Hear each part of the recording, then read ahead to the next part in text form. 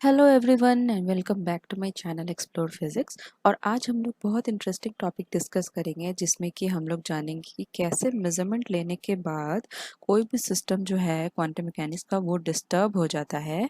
मैं हमेशा अपने वीडियोस में बोलती आई हूँ कि कोई भी डायनेमिकल ऑब्जर्वेबल को हम ऑब्जर्व करते हैं, जैसे कि पोजीशन, मोमेंटम, काइनेटिक एनर्जी को हम ऑब्जर्व करते हैं, तो स्टेट ऑफ द सिस्टम जो है वो हमारा चेंज हो जाता है। तो इस वीडियो में हम देखेंगे कि ये कैसे होता है। तो प्लीज़ इस वीडियो को लास्ट तक देखें ताकि आपको सारा कॉन्सेप्ट अच्छे से क्लियर हो जाए। तो चलिए स्टार्ट करते हैं। क्लासिकल फिजिक्स के अनुसार हम ये जानते हैं कि कोई भी पार्टिकल उसका पोजीशन, मोमेंटम और एनर्जी से आइडेंटिफाई होता है, और वेव जो होता है वो एम्पलीट्यूड और वेव वेक्टर से आइडेंटिफाई होता है। तो क्लासिकल वर्ल्ड में दोनों बहुत ही अलग है।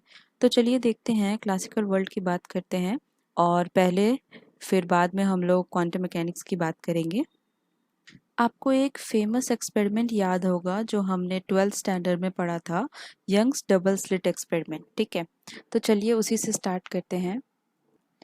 इन Young slit experiment we will see how the little ball acts on the screen by using single slit. Single slit को ऐड करने के बाद बॉल कैसा एक्ट कर रहा है, तो चलिए देखते हैं। ये मार्बल मशीन है, यहाँ से बॉल्स निकले और यहाँ स्क्रीन पे हमारा एक सीधा लंबा लाइन बन रहा है।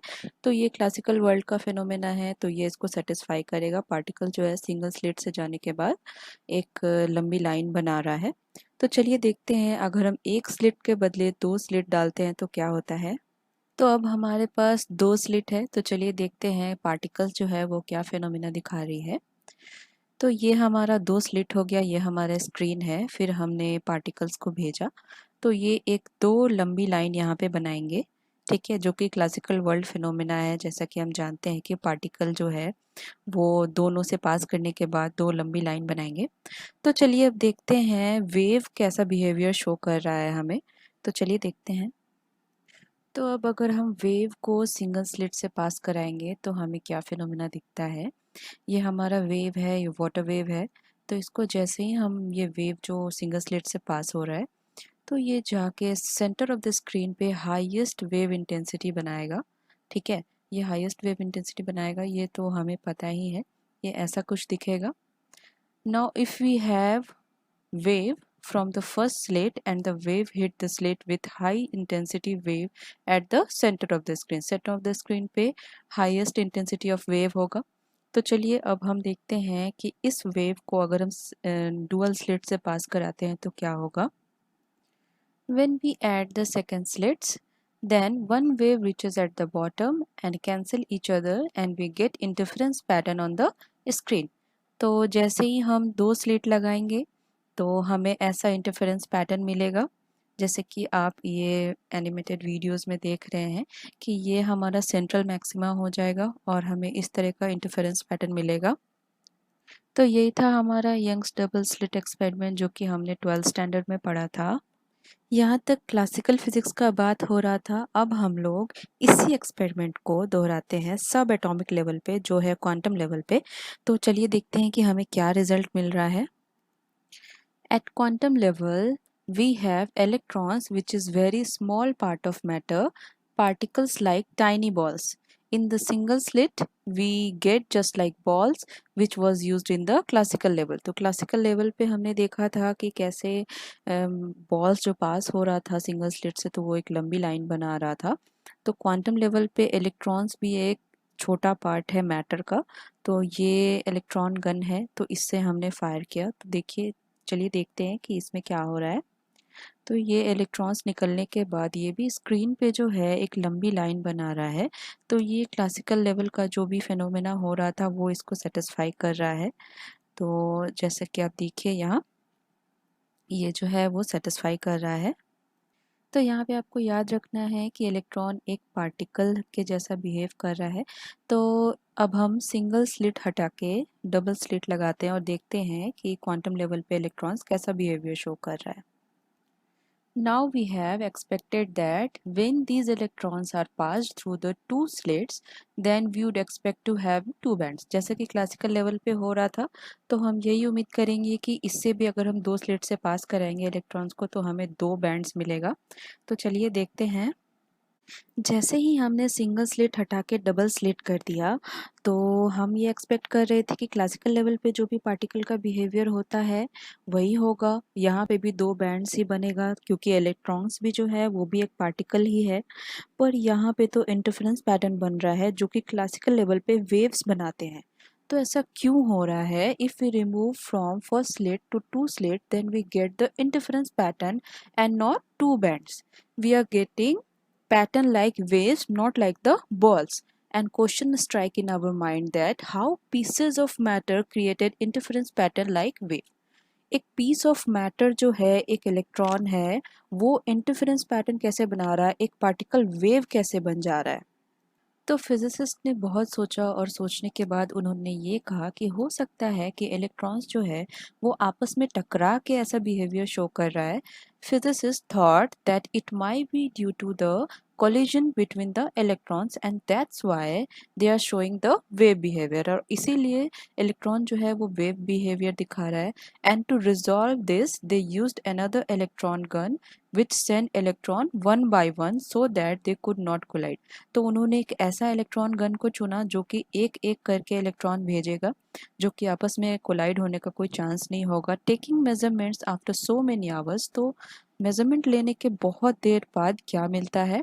After so many hours the single electron also acts as a wave. एक एक इलेक्ट्रॉन भेजने के बाद भी ये जो हमें है वो इंटरफेरेंस पैटर्न मिल रहा है, और वो इलेक्ट्रॉन जो है वो वेव जैसा बिहेव कर रहा है। The single electron also acts as a wave and goes through both the slits and interfere itself to create interference pattern. This is possible only when that electron before passing through the slit splits into two and forms wave.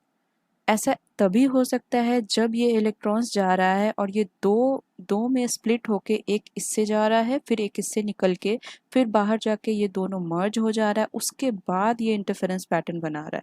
पर ये मानना बिल्कुल भी possible नहीं था कि एक particle जो है दो भाग में बट जा रहा है और वो वेव की तरह आगे बढ़ के ऐसा इंटरफेरेंस पैटर्न बना रहा है। इसका रहस्य जानने के लिए फिजिसिस्ट ने सोचा कि हम इस पार्टिकल को ऑब्जर्व करते हैं और देखते हैं कि ये कौन से स्लिट से पास कर रहा है और कैसे पास कर रहा है। तो उन्होंने एक मेजरिंग डिवाइस लगा दिया एक स्लिट पे कि देखते हैं कि ये कैसे पास कर रहा है ये electron. Now, physicists decided to see to which slit it is actually going and they put a measuring device on one slit. उन्होंने एक मेजरिंग डिवाइस रख दिया। ये एक मेजरिंग डिवाइस है, ये आई है जो रखेगा कि ये कौन से स्लिट पे पास कर रहा है, ये इस स्लिट से जा रहा है या ये इस स्लिट से जा रहा है। तो उन्होंने एक मेजरिंग डिवाइस रख दिया ये देखने के लिए। तो चलिए देखते हैं आगे क्या हुआ।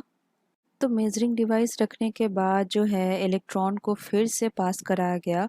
तो हम क्या देखते हैं कि ये इलेक्ट्रॉन जो है फिर से पार्टिकल जैसा बिहेव कर रहा है। ये इंटरफेरेंस पैटर्न बनाना चाहिए था इसे, पर ये तो दो बैंड बना रहा है जो कि पार्टिकल बिहेवियर शो करता है, जो एक पार्टिकल करता है। When the measuring device observed it, then the particle again started to behave like a particle. It produces the pattern of two bands and not an interference pattern. ये जो है फिर से हमें दो बैंड दिखा रहा है, ना कि इंटरफेरेंस पैटर्न दिखा रहा है।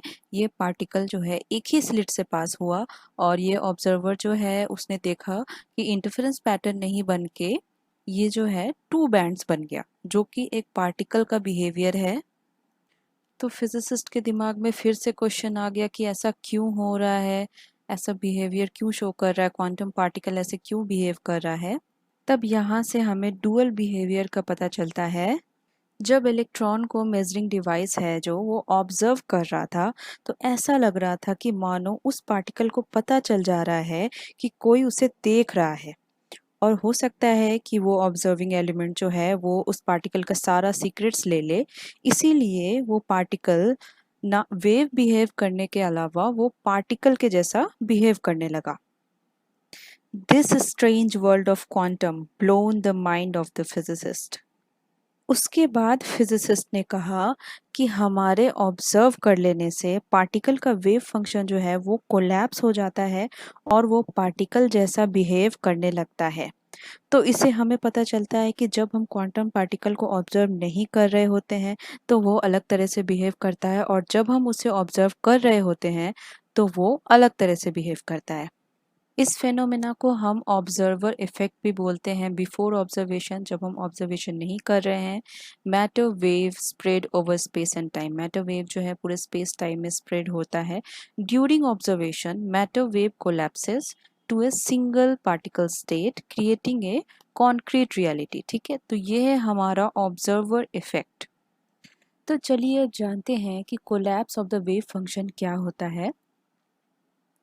In quantum mechanics, wave function collapse occurs when a wave function initially in superposition of several eigenstate। जैसे कि मैंने आपको श्रोडिंगर्स कैट एक्सपेरिमेंट में बताया है, वो उस वीडियो में मैंने बताया है कि कैसे एक क्वांटम पार्टिकल कितने सारे आइगन स्टेट्स में रहता है, उसमें से कोई वो एक स्टेट चुन लेता है जब हम कोई ऑब्जर्वेशन करते हैं।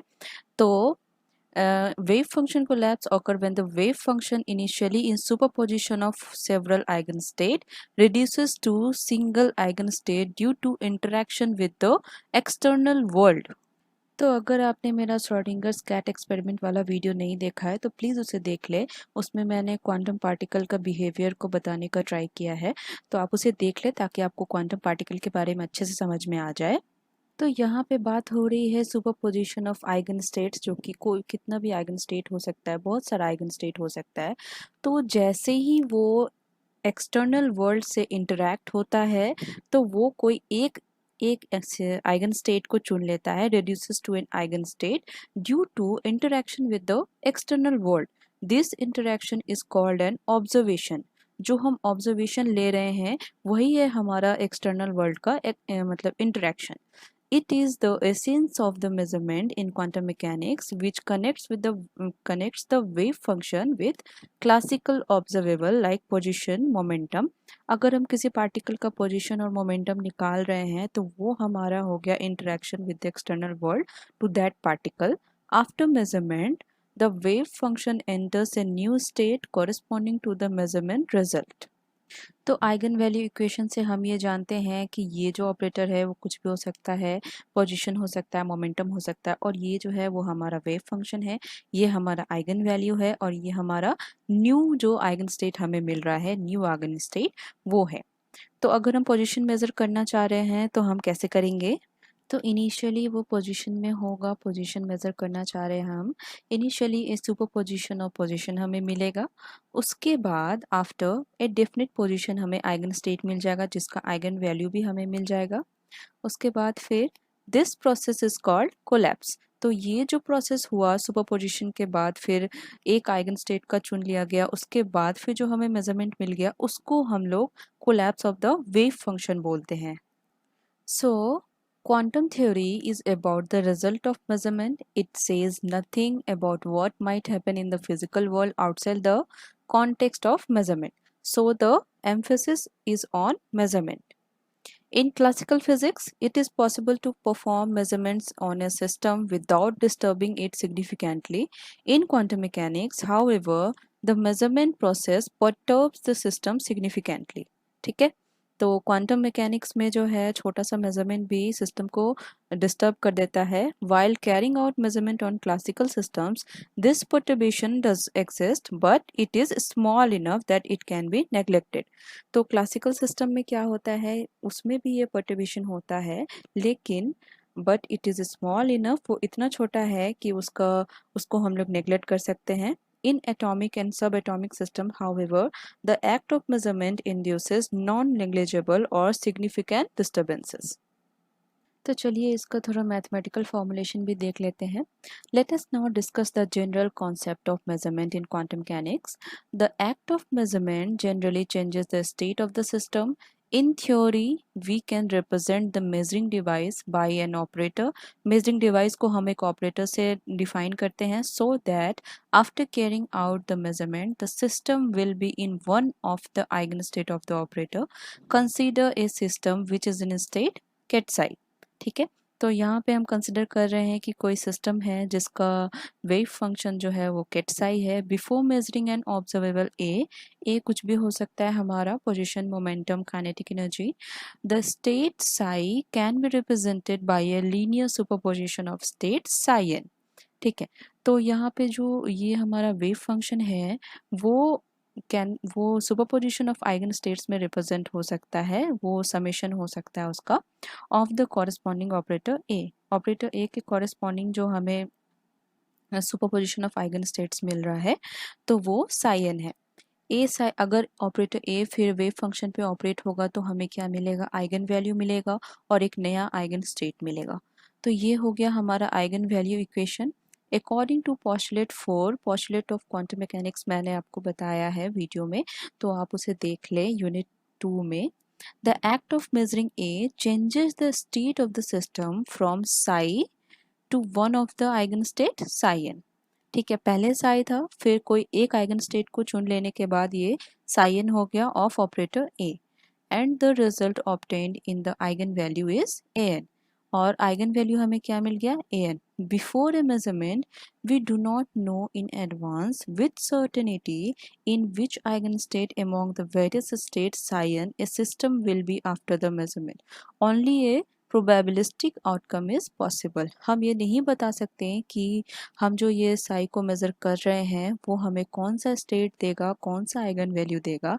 हम सिर्फ एक प्रोबेबिलिस्टिक आउटकम ही बता सकते हैं, हम एग्जैक्ट वैल्यू नहीं बता सकते। इस वीडियो के कंक्लूजन के तौर पे हम ये कह सकते हैं, quantum mechanically we can not ignore the effects of the measuring equipment on the system for they are important. वो बहुत ही इंपॉर्टेंट है, मेजरिंग इक्विपमेंट को हम क्वांटम लेवल पे इग्नोर नहीं कर सकते। In general certain measurements can not be perform without major disturbances on the properties of quantum system. और ऐसा बहुत सारा चीज़ है जो बिना मेजरमेंट लिए हम कर भी नहीं सकते हैं। तो in conclusion it is the effect of interference by the equipment on the system which is the essence of quantum mechanics. तो यही था हमारा, जब क्वांटम लेवल पे कोई पार्टिकल इंटरफेयर हो जाता है, उसको कोई डिस्टर्ब कर देता है कोई इक्विपमेंट, तो वो दूसरे तरह से बिहेव करने लगता है और हमें वही रिजल्ट दे देता है। तो ये था हमारा क्वांटम पार्टिकल का behaviour before measurement and after measurement. तो गाइज़ इस वीडियो में इतना ही। मैं आशा करती हूँ कि ये वीडियो आपको अच्छा लगा हो और आगे भी मैं ऐसी वीडियोस लाती रहूँगी। And if you like my video please do not forget to subscribe to my channel and press the bell icon. Thank you so much for watching and have a great day.